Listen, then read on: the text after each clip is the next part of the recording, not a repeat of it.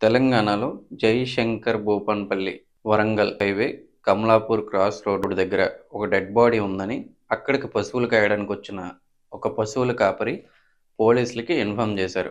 పోలీసులు వెంటనే స్పాట్కి వచ్చి క్రైమ్ సీన్ని ఎగ్జామిన్ చేశారు. ఆ డెడ్ బాడీ దగ్గర నిమ్మకాయలు, పసుపు, కుంకుమ అండ్ ముగ్గు అయితే వేసి ఉంది. ఇదంతా క్షుద్ర పూజలు చేసి చంపారా అనే డౌట్ అయితే వస్తుంది. కానీ అక్కడ ఉన్న డెడ్ బాడీ ఆల్రెడీ సగం డీకంపోజ్ అయిపోయి ఉంది. అండ్ అక్కడ ఏదైతే సెటప్ ఉందో అదంతా కూడా ఆర్టిఫిషియల్‌గా ఉంది. పోలీసులకి ఇక్కడే అనుమానం వచ్చింది. ఎవరైనా ఈ బాడీని ఇక్కడికి తెచ్చి పడేశారా అనే డౌట్ అయితే వచ్చింది. పోలీసులు అక్కడ ఉన్న ఎవిడెన్స్ కలెక్ట్ చేసి ఇన్వెస్టిగేషన్ అయితే స్టార్ట్ చేశారు. అక్కడికి ఆధార్ కార్డ్ ఎలా వచ్చింది? ఆమె పేరు వర్షిణి. Age 22 years. ఆధార్ కార్డ్‌లో ఉన్న డీటెయిల్స్ ప్రకారం ఒక నంబర్‌కి కాల్ చేయగా కవిత అనే ఆమె ఫోన్ లిఫ్ట్ చేసింది. తనెవరో అని అడగ్గా నా కూతురే అని జవాబిచ్చింది. విషయం తెలియగానే కవిత ఏడుస్తూ తాను చిట్కాల పోలీస్ స్టేషన్‌లో నా కూతురు కనిపించడం లేదని ఆల్రెడీ కంప్లెయింట్ చేశానని పోలీసులతో చెప్పింది. అండ్ 2 మంత్స్ బ్యాక్ తన హస్బెండ్ కూడా చనిపోయారు. ఇక్కడ కవిత ఏడ్చింది, తను చెప్పింది ఏదీ కూడా రియలిస్టిక్‌గా లేదు. తనేదో దాస్తుంది అనే అనుమానం అయితే పోలీసులకొచ్చింది. మొదట కవితని సస్పెక్ట్ చేశారు. ఇన్వెస్టిగేషన్ పోలీసులు స్పీడప్ చేశారు. కాటారం మండలం గంగారం క్రాస్ రోడ్లో వాహనాలు తనిఖీ చేస్తుండగా కవిత వేరే వాళ్ళ బండి మీద రావడం పోలీసులు నోటీస్ చేశారు. కానీ ఆ బైక్ మీద ఉన్న వ్యక్తి పోలీసుని చూసి కంగారు పడ్డాడు. పోలీసులను ఎప్పుడైతే తను చూశాడో అతని ముఖంలో భయమే కనిపించింది. పోలీసులను ఎప్పుడైతే చూశాడో బైక్ వెనక్కి తిప్పి పారిపోదామని ట్రై చేశాడు. ఇదంతా చూస్తున్న పోలీసులు అతన్ని చేసి ఎలా అయితేనో అతన్ని పట్టుకున్నారు. ఆల్రెడీ పోలీసులు కవితని సస్పెక్ట్ అనుకున్నారు. And at the same time Kavitha వేరే వాళ్ళతో ఉంటూ తప్పించుకోవడానికి ట్రై చేసింది. విషయం అర్థమైన పోలీసులు తమదైన స్టైల్లో ఎంక్వైరీ చేయగా అసలు నిజాలు బయటకొచ్చాయి. ఈ నిజాలు వింటే ఎవరైనా సరే షాక్ అవ్వాల్సిందే. ఇలాంటి తల్లి ఉంటుందా? ఇలాంటి వాళ్ళు కూడా ఉంటారా? అనే డౌట్ అయితే వస్తుంది. ఈ కవిత ఎవరు? కవిత హస్బెండ్ పేరు కుమారస్వామి. కుమారస్వామి మొదటి భార్య చనిపోగానే కొయ్యూరు గ్రామానికి చెందిన కవితను వివాహం చేసుకున్నాడు. వీళ్ళిద్దరికీ 2 కూతుర్లు. పెద్ద కూతురు వర్షిణి, చిన్న కూతురు హన్షిక. చిన్న కూతురు పెళ్లి చేసుకుని ఇంట్లో నుంచి వెళ్ళిపోయింది. ఇంట్లో ఉండేది కుమారస్వామి, వర్షిణి అండ్ కవిత. వారి జీవితం బాగానే ఉంది. 5 ఇయర్స్ బ్యాక్ 2019లో కుమారస్వామికి పెరాలసిస్ అయితే వచ్చింది. అప్పటి నుంచి ఆయన మంచానికే పరిమితమయ్యాడు. ఆ రోజు నుంచి కవితకి ఎలాంటి హ్యాపీనెస్ లేదు. అదే సమయంలో అదే గ్రామానికి చెందిన రాజ్ కుమార్ అనే యువకుడితో పరిచయం ఏర్పడింది. అది కాస్త ఇల్లీగల్ అఫైర్గా మారింది. ఆ రోజు నుంచి ఇద్దరు బాగా ఎంజాయ్ చేయడం స్టార్ట్ చేశారు.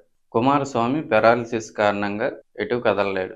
కవితకి ఈ విషయంలో ఎటువంటి బాధ లేదు. పైగా తను ఎలాగో పెరాలసిస్ పేషెంట్ అని రాజ్ కుమార్ని కుమారస్వామికి తెలియకుండా ఇంట్లోకి పిలిపించుకునేది.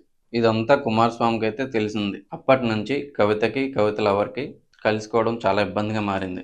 ప్రియుడు కూడా కవితతో తిరగడానికి చాలా ఇబ్బంది పడ్డాడు. హాయిగా ఉన్న టైంలో కుమారస్వామి రావడం తెలిసిపోవడం కవితకైతే వణుకు మొదలైంది. ఎలాగో ఇతను పెరాలసిస్ పేషెంట్, అందులోని కదలలేడు, చంపేస్తే ఎవరికి డౌట్ రాదు కదా అనే ఆలోచన కవిత మైండ్లో వచ్చింది. ఎలాగో మంచానికి పరిచిన కుమారస్వామిని చంపేస్తే అనారోగ్యంతో చనిపోయారు కదా అని అనుకుంటారని కవిత మర్డర్ ప్లాన్ అయితే చేసింది. సరిగ్గా 2 నెలల క్రితం తన కూతురు వర్షిని బయటికెళ్ళిన టైం చూసి జూన్ 25 తన ప్రియుడిని పిలిపించుకుని మంచం మీద పడి ఉన్న భర్త కాళ్ళు పట్టుకుని ప్రియుడు రాజకుమార్ ఇంట్లో నుంచి చున్నీ తీసుకొచ్చి కుమారస్వామి మెడకు చున్నీ బిగించి గట్టిగా లాగేశాడు. చివరికి ఇద్దరు కలిసి 2 నిమిషాల్లో కుమారస్వామి ప్రాణం అయితే తీసేశారు. ఆ తర్వాత చనిపోయాడని తెలుసుకున్న కవిత రాజకుమార్ని ఇంట్లో నుంచి పంపించేసింది. తర్వాత తన కూతురికి ఫోన్ చేసి నాన్న చనిపోయాడని బోరున ఏడ్చింది. ఇదంతా కూడా గుండె నొప్పితో చనిపోయాడని అందరినీ నమ్మించింది. బంధువులు కూడా నమ్మారు. కానీ తన నాన్న మెడ మీద గాయాన్ని చూసి కూతురికి ఆ రోజే డౌట్ వచ్చింది. కానీ ధైర్యం లేక చెప్పలేకపోయింది. తల్లి చెప్పిన మాటే నమ్మేసింది. మరీ తన తల్లి హత్య చేయదులే అని నమ్మింది. ఎప్పుడైతే కుమారస్వామి అంత్యక్రియలు పూర్తయ్యాయో ఆ రోజు నుంచి రాజ్కుమార్తో చట్టాపట్టాలు వేసుకుని తిరిగింది. ఈ విషయం ఊర్లో వాళ్ళకి కూడా తెలుసు. అప్పుడే వర్షిణికి తన తల్లిపై అనుమానం కలిగింది. నాన్నని ఏం చేశావు అని అడగడం అయితే మొదలుపెట్టింది. ఊర్లో కూడా ఇదే అనుకుంటున్నారు. నాన్న మెడ మీద నల్లటి చారలు ఉండడం నేను చూశాను, నువ్వే ఏదో చేసుంటావు అని అయితే చెప్పింది. నువ్వు ప్రియుడితో ఎంజాయ్ చేస్తున్నావని నాకు తెలుసు. ఇవన్నీ ఉన్న కవిత వణికిపోయింది. భయంతో నేనేమి చేయలేదు, నేనెందుకు చేస్తాను అని అయితే జవాబు ఇచ్చింది. నాన్నంటే నాకు ప్రేమ లేదనుకున్నావా అని కూతురిపై ఏడ్చింది. కానీ తండ్రి మరణం వర్షిణిని చాలా బాధించింది. ఆమె డే బై డే తట్టుకోలేకపోతుంది. తనను గారంగా పెంచిన తండ్రి తన తల్లి చేతే చంపబడ్డాడని తెలిసినా ఏమీ చేయలేక నిస్సహాయ స్థితిలో వర్షిణి ఉంది. ఇప్పుడు కూడా తన తల్లిని అనుమానంతోనే చూస్తుంది. ఈ విషయంపై గ్రామస్తులకు కానీ బంధువులకు కానీ అనుమానం వస్తే తాను జైలుకి వెళ్తానని భయపడింది. జైలుకి పోతానేమో అనే భయం తనలో కలిగింది. వర్షిణి ఎప్పుడన్నా బయటికి వెళ్ళినప్పుడు తప్ప ఛాన్స్ లేకుండా పోయింది. వర్షిణి తనకు అడ్డంగా ఉందని భావించి తనను కూడా చంపాలని ప్రయత్నించింది. తనకి ప్రియుడే కావాలనుకుంది. రోజులు గడిచే కొద్దీ బంధుత్వాలు పోతున్నాయి. మనుషులకైతే డబ్బు కావాలి, పగలు ప్రతీకారాలు, ఇవే జీవితాలు. అడ్డుగా ఎవరుంటే వాళ్ళ అడ్డు తొలగించుకోవడమే లక్ష్యంగా పెట్టుకున్నారు. అమ్మ లేదు, నాన్న లేదు, వైఫ్ లేదు, హస్బెండ్ లేదు, ఫ్రెండ్షిప్ లేదు, లవ్ అసలే లేదు. ఎవరు అడ్డుగా వస్తే వాళ్ళ అడ్డు తొలగించుకోవడమే లక్ష్యంగా పెట్టుకున్నారు. దేనికోసం ఇదంతా? ఆల్రెడీ తన భర్త కుమారస్వామిని చంపి దొరకలేదు, తినను కూడా చంపేసి దొరకకుండా ఉంటాను అనే ప్లాన్ అయితే వేసింది. ప్రియుడు రాజకుమార్తో పక్కా ప్లాన్ వేసింది. వర్షిణికి ఇదంతా జరుగుతుందని తెలియదు. తెలియక తన ఇంట్లోనే ఉంది. కానీ తన తల్లి ఎలాంటిదని తనకు తెలియదు. ప్రియుడితో ఎప్పటికీ కలిసే ఉండాలనే స్వార్థంతోనే తన కూతుర్ని కూడా చంపాలని కవిత అయితే ప్లాన్ చేసింది. ప్రియుడు రాజకుమార్తో తన కూతుర్ని చంపడానికి ప్లాన్ చేసింది. తన కూతురు పడుకోగానే రాత్రి 12 తర్వాత రాజకుమార్ని అయితే ఇంటికి పిలిచింది. తన ప్రియుడి కోసం తలుపు దగ్గరే వెయిట్ చేస్తూ ఉంది. ఎలా అయితే తన భర్త కుమారస్వామిని చంపారో అదే విధంగా చంపాలని కవిత రాజకుమార్ ప్లాన్ చేశారు. తన గదిలో పడుకుని ఉన్న వర్షిణిని గొంతు పిసికి చంపాడు కిరాతకుడు. కాసేపటికి వర్షిణి ప్రాణం విడిచింది.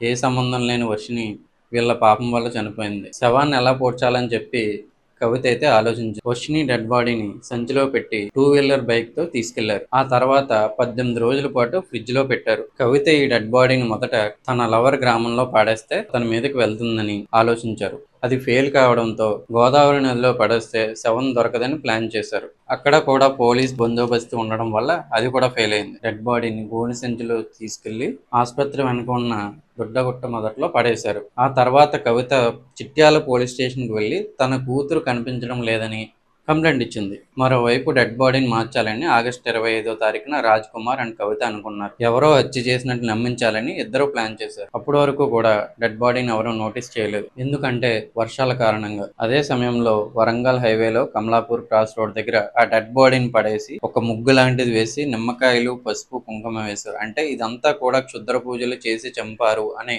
అనుమానం కలిగేలా పోలీసులకి వీళ్ళైతే ప్లాన్ చేశారు. కావాలని పోలీసులకి ఈ విషయం తెలిసేలా చేశారు. ఇక్కడ ఇద్దరు దొరికిపోయారు. పోలీస్ ఎంక్వైరీలో వర్షిణి ఫోన్ 2 ఆగస్ట్ మార్నింగ్ నుంచి స్విచ్ ఆఫ్ లో ఉంది. కానీ తన తల్లి కవిత 3 ఆగస్ట్ నుంచి స్విచ్ ఆఫ్ వస్తుందని చెప్పింది. పోలీసులకి ఇక్కడే అనుమానం వచ్చింది. ఎప్పుడైతే డెడ్ బాడీ దొరికిందో అప్పుడు కూడా పోలీస్ ఇన్వెస్టిగేషన్ లో తను 3 తర్వాత నేను ఫోన్ చేశానని తను లిఫ్ట్ చేయలేదని చెప్పింది. కానీ పోలీస్ ఎంక్వైరీలో 2 ఆగస్ట్ నుంచి కూడా వర్షిణి ఫోన్ ఇవ్వడం లేదు. 28 తర్వాత పిటిషన్ లో కూడా 3 స్విచ్ ఆఫ్ అని చెప్పింది. ఫోన్ లిఫ్ట్ చేయలేదని చెప్పింది. పోలీసులు ఎంక్వైరీ చేయగా అసలు నిజాలన్నీ బయటకు వచ్చాయి. ఏ సంబంధం లేని తన భర్తను చంపింది, తనకి విషయం తెలిసిందని తన కూతురిని చంపుకుంది. చివరికి ప్రియుడితో కలిసి జైలుకు వెళ్ళింది. తల్లితో పాటు మరో 5గురిని విచారణలోకి తీసుకున్నారు.